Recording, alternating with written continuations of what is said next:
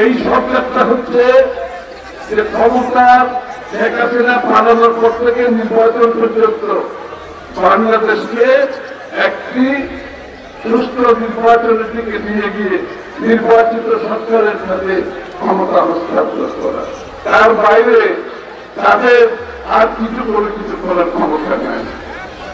তো যারা এসব বলছে আসলে এই কোনটাই উদ্দেশ্য না।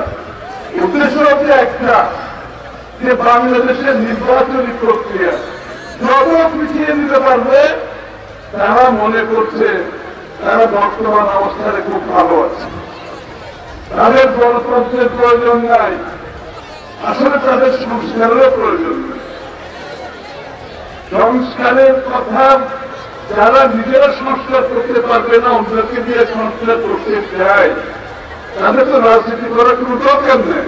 বাংলাদেশের যে কোনো পরিবর্তন আগামী দিনে বাংলাদেশের জনগণের ম্যান্ডেট ছাড়া কোন অন্তর্বর্তীকালীন সরকারের কোন ক্ষমতা নাই। বাংলাদেশের মানুষের ম্যান্ডেট ছাড়া কোন সংস্কার করার ম্যান্ডেট তাদের নাই। সংস্কার হতে হবে। আগামী দিনে আমরা একটু ইস্তফা নিয়ে জনগণের কাছে যাব, আর অন্যান্য দলের যদি থাকে তারা জনগণের কাছে যেতে পারবে। আমরা আগামী নির্বাচনে জনগণের ম্যান্ডেট নিয়ে সংসদে আমাদের 31 দফা প্রস্তাব পাস করার জন্য পেশ করব। আর অন্যান্য দল তাদের যদি কোন ম্যান্ডেট থাকে তারাও পেশ করবে সংসদে, সংসদ পাস করবে। আগামী দিনের বাংলাদেশের যে সংস্কার, সেই সংস্কার সংসদে হতে হবে।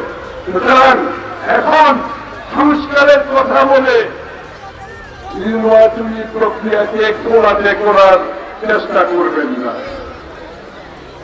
ধানের শীষের জোয়ার উঠে গেছে, ধানের শীষের জোয়ার উঠেছে। এই জোয়ার কেউ রুখিয়ে দাঁড়াতে পারবে না।